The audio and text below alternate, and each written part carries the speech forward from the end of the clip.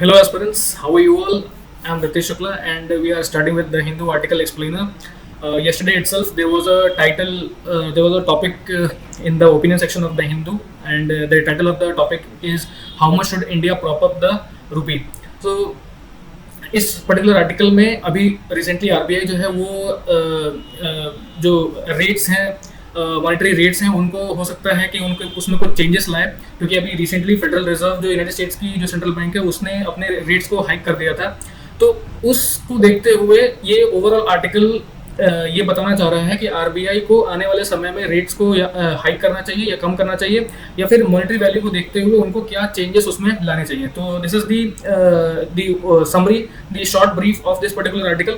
And इस article के अंदर मैं आपको बताऊंगा कि फॉरेक्स मैनेजमेंट जो है उसको आरबीआई कैसे हैंडल करती है, फॉरेक्स रिजर्व है उसमें से कितना वो इस्तेमाल कर सकती है, जो रीढ़ है उसके थ्रू वो चीज़ें आगे बढ़ा सकती है या नहीं बढ़ा सकती। इसके साथ ही साथ और भी जैसे कि करंट अकाउंट डेफिसिट है उसको 4% तक वो जा चुका है, तो उसको कैसे कंट्रोल किया जा सके। तो ये सारी चीज़ें आरबीआई की जो रिपोर्ट या एनालिसिस आएगी तो उस रिपोर्ट के थ्रू सामने रखा जाएगा। तो मैं इस आर्टिकल के थ्रू ही आपको इन सारी चीज़ों के बारे में बताऊंगा, whatever has been explained in the article, क्योंकि इस आर्टिकल में क्वेश्चन आंसर फॉर्मेट है, क्वेश्चंस का आंसर जो है इकोनॉमिक्स दे रहे हैं और उन आंसर के थ्रू ही मैं चीज़ें यहाँ पर प्रेजेंट करूंगा। Okay, so I will be starting with this. तो सबसे पहला है कि what is the over view of the article. Okay, what is the overview of the article. तो इस आर्टिकल को पढ़ने के लिए आपको थोड़े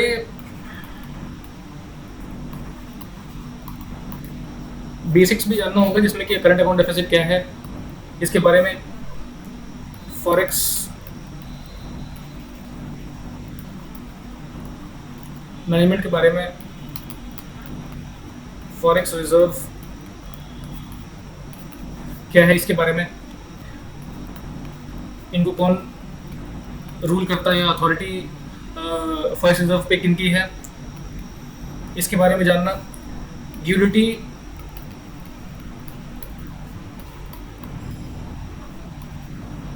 ग्रीनस्पैन, इनके प्रिंसिपल के बारे में इस पर्टिकुलर आर्टिकल में दिया हुआ है, तो आपको ये जानना होगा कि ड्यूलिटी, ग्रीनस्पैन आखिरकार क्या है। Taper tantrum time to time use किया गया है इस आर्टिकल में, तो you need to know what is taper tantrum. Okay, तो ये सारी कुछ टेक्निकल चीज़ें हैं इस पर्टिकुलर आर्टिकल में जैसे जानना जरूरी होगा। इसके साथ साथ आर के बारे में भी दिया गया है। 2021 की अगर प्रीलिम्स का क्वेश्चन देखें तो रेट पर एक प्रीलिम्स में क्वेश्चन भी है, काफ़ी स्ट्रेट क्वेश्चन है। तो इन सारी ये जो टेक्निकल टर्म्स आपको इकोनॉमी से जुड़े हुए दिखाई दे रहे हैं, इन सब के बारे में आपको जानना होगा, then only you will be able to know about the article कि आखिरकार आर्टिकल क्या कह रहा है। ओके, तो सबसे पहले हम ओवरव्यू देख लेते हैं कि आर्टिकल क्या क्या है। जो ओवरव्यू है आर्टिकल का उसमें ये बताया गया है कि फेडरल रिजर्व ने रेट्स को हाइक कर दिया, और अभी रिसेंटली आरबीआई भी नॉर्मली हर मंथ के 21 को रेट्स में चेंजेस करती है, तो आरबीआई भी रेट्स में कुछ चेंजेस करने वाली है। तो पिछली बार जो रेट्स में जो चेंजेस किए थे उसमें रेट्स को हाइक ही किया गया था, तो मोस्ट प्रोबेबली इस आर्टिकल के थ्रू भी ये कहा जा रहा है कि आरबीआई इस बार भी रेट्स को हाइक ही करेगी। तो जो इम्पैक्ट है that is coming from the federal reserve, और आरबीआई भी by seeing that rates are being hiked, RBI भी रेट्स हाइक ही करेगी। तो जो फेडरल रिजर्व उसने रेट तो हाई इसलिए किया है क्योंकि वो अपने यहाँ से फॉरेन इन्वेस्टर जो हैं इनको वहां से निकालना चाह रही है। लेकिन आरबीआई रेट इसको हाई इसलिए करती है क्योंकि ये फॉरेन इन्वेस्टर्स को गवर्नमेंट सिक्योरिटीज को बाय करने के लिए कह रही है। तो that is why RBI is going to hike the rate, ताकि फॉरेन इन्वेस्टर्स गवर्नमेंट सिक्योरिटी को यहाँ पर खरीद पाए, और जब ये गवर्नमेंट सिक्योरिटी को अगर यहाँ पर खरीदते हैं तो then dollar is definitely going to come in, dollar यानी कि इंडियन मार्केट में आएगा। एंड एज वी सी कि अभी रुपी जो है वो काफ़ी हाइक्ड अप है डॉलर के मुकाबले, यानी कि $1 में अराउंड 75 प्लस रुपी है। तो डॉलर अगर हमारे यहाँ मार्केट में आएगा then definitely we are going to up the rupee की जो वैल्यू है उसमें थोड़ा सा सुधार हो सकता है। So this is the overall mechanism why RBI is wanting to hike the rates, whereas federal reserve did hike this it's right to spur the foreign investors portfolio, इनको ये वहां से बाहर निकल जाते हैं, यूएस से बाहर निकलना चाहते हैं, whereas India wants to take the foreign investors to buy government security, take the foreign investors investment and make them buy government securities. Through that, dollar will come into the market and the valuation of the rupee may decrease against the dollar.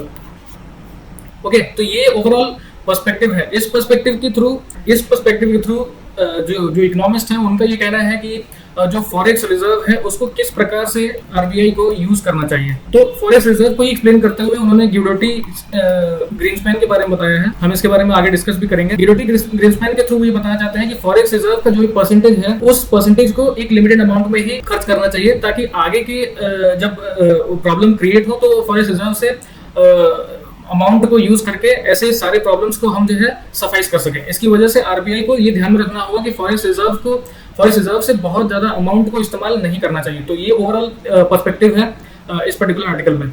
इसके साथ ही साथ रीर से भी जुड़ा हुआ एक question है इसमें, जिसमें ये बोला जा रहा है कि क्या रीर के थ्रू फॉरेक्स मैनेजमेंट है उसको काफी अच्छा किया जा सकता है। तो जो इकोनॉमिस्ट है उनका ये कहना है कि थ्रू रीर अगर आरबीआई फॉरेक्स मैनेजमेंट को अगर इंप्रूव करना चाहती है तो that will be not good thing to do. Okay, तो ये ओवरऑल आर्टिकल का ओवरव्यू है कि जो फॉरेक्स रिजर्व है उसमें से आरबीआई कितना खर्च कर सकती है। रीर के थ्रू फॉरेक्स मैनेजमेंट करना चाहते हैं तो क्या वो कर सकते हैं, तो वो नहीं कर सकते। जो फेडरल रिजर्व है उसके रेट्स हाइक करने की वजह से इंडिया में जो अभी रेट्स में चेंजेस होंगे उसमें प्रॉब्ली हाइक हो, ये भी इनका कहना है। और उसके साथ ही साथ ये भी वो कह रहे हैं कि आरबीआई जो रेट हाइक करेगी उससे जो फॉरेन इन्वेस्टर हैं उनको थोड़ा फायदा मिले, ऐसे जो है रेट्स करने होंगे। और वो जो फॉरेन इन्वेस्टर हैं वो हमारे यहाँ जो इन्वेस्टमेंट करेंगे वो गवर्नमेंट सिक्योरिटीज में करेंगे rather than any other thing, ताकि जो है डॉलर के मुकाबले रुपी जो है वो थोड़ा मजबूत हो पाए। सो this is the overall perspective of this particular article question answer format में है, इसकी वजह से उसको डिसाइफर करना पॉइंट बाय पॉइंट थोड़ा सा प्रॉब्लमेटिक होगा अगर आप डायरेक्टली पढ़ते हैं तो। लेकिन ओवरऑल क्वेश्चन बाय क्वेश्चन अगर उसमें से आप कंटेंट निकालते हैं, छोटे छोटे कंटेंट अगर बनाते हैं, छोटे पॉइंट्स बनाते हैं, then only will be able to understand that the perspective is regarding the improvement of the money, improvement of the rupee against the dollar, whereas also measures that should be taken by RBI so that rupee could be depreciated but slowly. ये है overall perspective. Okay, अब जो पहला question था कि how much forex reserve should be used by RBI, कितना forex reserve इस्तेमाल कर सकती है।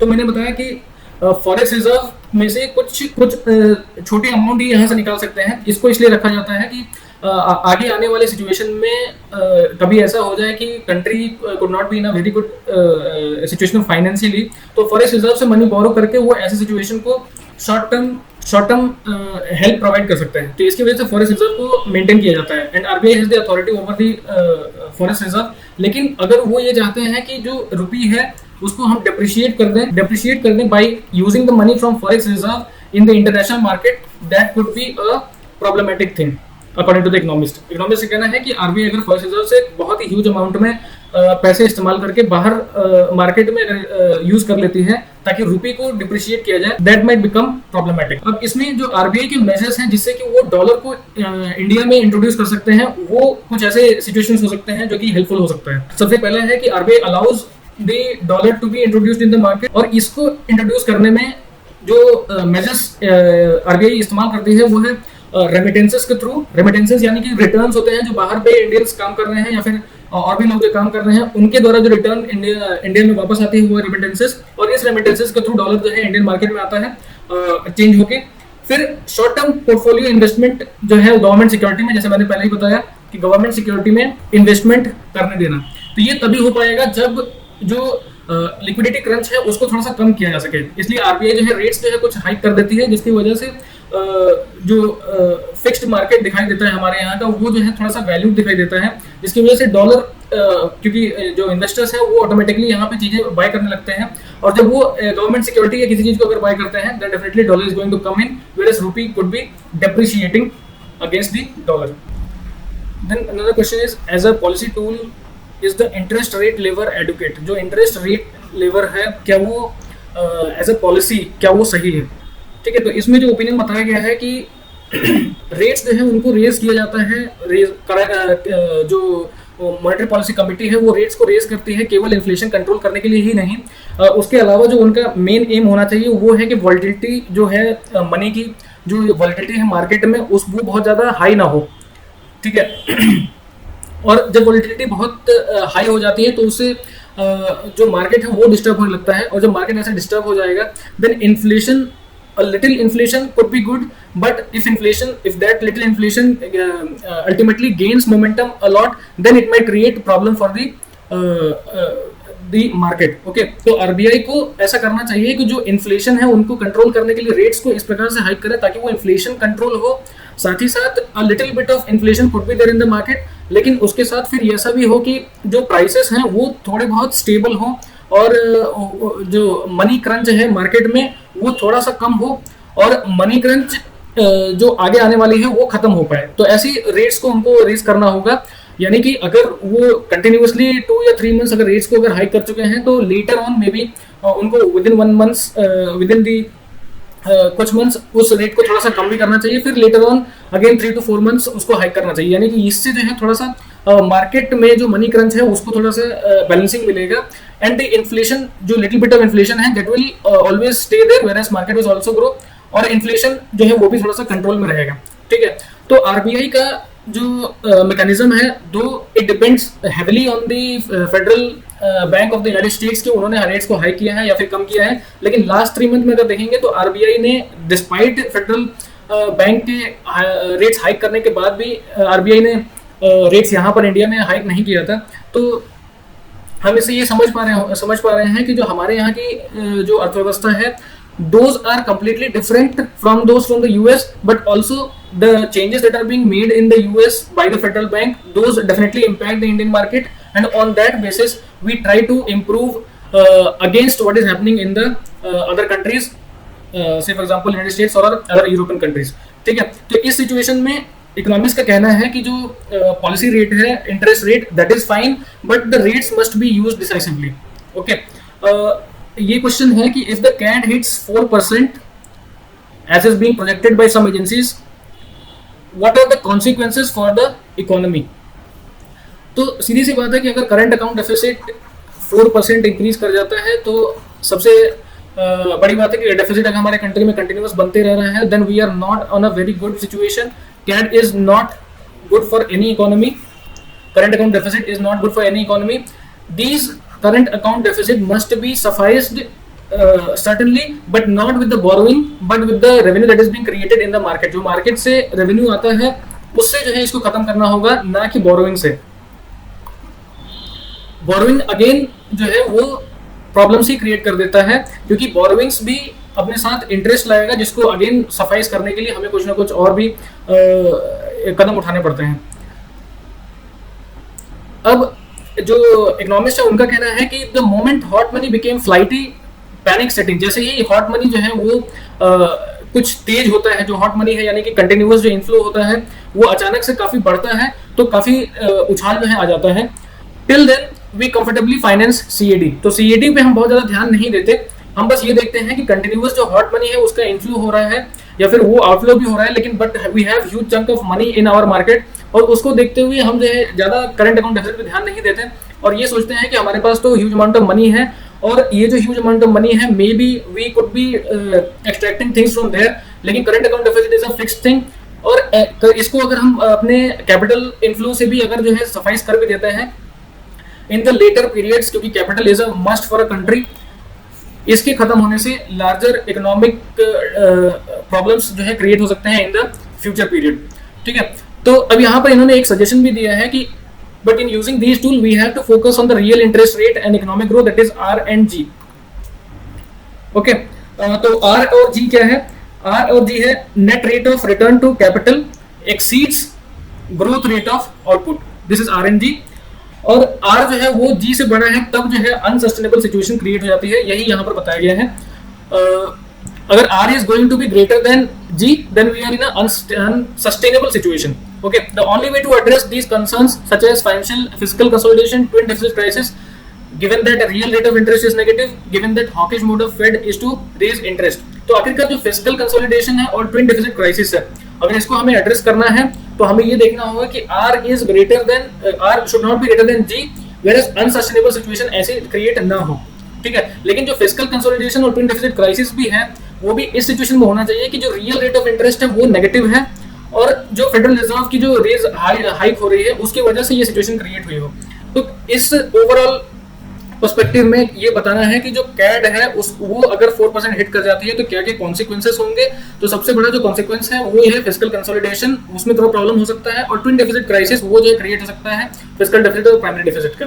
ठीक है, अगर इसको हमें खत्म करना है, करंट अकाउंट डेफिसिट को 4% पे जाके रुकना नहीं, उसको कम करना है अगर, तो सबसे पहला जो है कैपिटल इनफ्लो से उसको खत्म करना, that is one thing that government does, लेकिन उसको थोड़ा सा कम रखना चाहिए। उसको हमें खत्म करना होगा आरएनजी के मेथड से, जो कि net rate of return to capital exceeds growth rate of output. जो ग्रोथ रेट ऑफ जो आउटपुट का ग्रोथ रेट है उससे जो है इसको जो रिटर्न ऑफ कैपिटल एक्सीड्स है उसको जो है खत्म करना होगा, ताकि R is not greater than G, and in that situation जो कंटिन्यूअस रेट्स होती है that could be, I am sorry for this, जो रेट्स होती है उसके थ्रू कैड को सफाइज किया जा सके। अगर इस सिंपल टर्म्स में कहा जाए तो जो मार्केट से ही जो मनी आती है जो कि होम ग्रोन है, या फिर जो revenue that is being created in the local market, उससे जो है इस कैड को खत्म किया जाए और वो भी कम समय में किया जाए, ताकि जो इंटरेस्ट रेट जो बिल्टअप होती वो जो है खत्म हो जाती। ठीक है, तो करंट अकाउंट डेफिसिट को 4% पर रोकने का जो मेजर सॉल्यूशन है वो यही है कि जो होम ग्रोन या फिर होम डेवलप जो रेवेन्यू है उससे ही उसको कंप्लीट किया जाए या सफाइज किया जाए, rather than कि कहीं से बोरो करके या फिर कैपिटल इनफ्लो को यूज करके। ठीक है, this is the overall content of this particular matter. Another is a falling rupee was supposed to have exacerbated our external debt situation, that less of a concern now। अब कई सारे economist थे, उनका ये कहना था कि जो रुपी है वो जो है एक्सटर्नल डेट सिचुएशन क्रिएट कर देगा, लेकिन अब वो ऐसी स्थिति नहीं है। तो क्या इसके बारे में इकोनॉमिस्ट का क्या कहना होगा? तो इनका ये कहना था कि जो आरबीआई की रिपोर्ट थी उसमें ये बताया जा रहा था कि 44% आउटस्टैंडिंग डेप्ट है, उनको जो है पूरी तरह से खत्म ही नहीं किया गया, और वो जो है बहुत बड़ा प्रॉब्लम है फॉरेक्स के लिए, ये बताया जा रहा था। ओके, तो इनका ये कहना है कि जब 44% ऑफ मनी जो पहले था उसको जब अनहेज्ड रखा गया और फॉरेस्ट रिजर्व उसको कवर ही नहीं कर सकती, या फिर वो बहुत बड़ा अमाउंट है फॉरेस्ट रिजर्व के लिए, उस सिचुएशन में प्रॉब्लम तो क्रिएट हो सकता था। लेकिन the rupee hasn't seen kind of weakness that it saw during the taper tantrum, यानी कि 2013 में जो वीकनेस था वैसा अभी सिचुएशन नहीं है, और it is extremely orderly. It is even more orderly than in 17-18 when the Fed was raising high, trying to normal policy. The pace of rupee depreciation has not been very severe this time to cause concern, but this volatile global environment with a very aggressive Fed, we need to keep our fingers crossed. तो इनका भी कहना है कि जो 44% जो जो outstanding 44% डेब्ट था आरबीआई की रिपोर्ट में, 44% जो डेब्ट था उसको ही सफाइज करने में फॉरेस्ट रिजर्व बहुत ज्यादा कारगर नहीं था टेपर टेंट्रम के दौरान, यानी 2013 के दौरान। उस समय की जो मनी की वैल्यू थी, दैट वाज रुपी की जो वैल्यू थी वो काफी कम थी, and it was not stable. लेकिन आज का जो रुपी है दैट इज स्टेबल और काफी जो है वो ऑर्डरली फैशन में काम कर रहा है। 17-18 के भी मुकाबले रुपी is in a great order. ठीक है, ये इनका कहना है। और इनका ये भी कहना है कि वोलेटिलिटी जो है वो ग्लोबल एनवायरनमेंट में काफी ज्यादा है, फिर भी rupee is playing very stable role. तो अगर वो डॉलर के अगेंस्ट बढ़ती भी जा रही है तो it may not be a lot problematic for the country in the near future, यानी 2 या 3 साल में बहुत बड़ा प्रॉब्लम्स नहीं क्रिएट होगा। तो इसलिए जो डेप्रिसिएशन करना है रुपी का उसको तात्कालिक रूप से खत्म करने के लिए जो बोरोइंग्स है उसको बहुत बढ़ाने की आवश्यकता नहीं है। ठीक है, this is the overall content for this particular question. अब can you put a figure to how much more the rupee can decline? अब इसमें इन्होंने सिंपली पर्सपेक्टिव दे दिया है कि जो रुपी है उसको डिक्लाइन होने पे कई सारे फीचर्स इस्तेमाल होते हैं, कई सारे पॉइंट्स हो सकते हैं। तो इनका ये कहना है कि रुपी को डिक्लाइन अगर हमें करना है तो जो सबसे पहला है फॉरेन जो इन्वेस्टर्स हैं उनको इंडिया में ले आए, जो रेमिटेंसेस है उनको इंडिया में ले आए, और वो जो डॉलर इंडिया में इंड्यूस होगा उससे रुपी जो काफी बढ़ते जा रहा है वो थोड़ा सा कम हो जाएगा, and then our valuation will emanate stronger. ठीक है, इवन तो जो हमारा मार्केट है that is very much robust, और हमारा जो मार्केट है उसके थ्रू जो रुपी अभी वर्क कर रही है that is very much robust, whereas we have very good forex reserve. उस सिचुएशन में अगर डॉलर बहुत ही मजबूत भी होता है then it is not going to affect directly.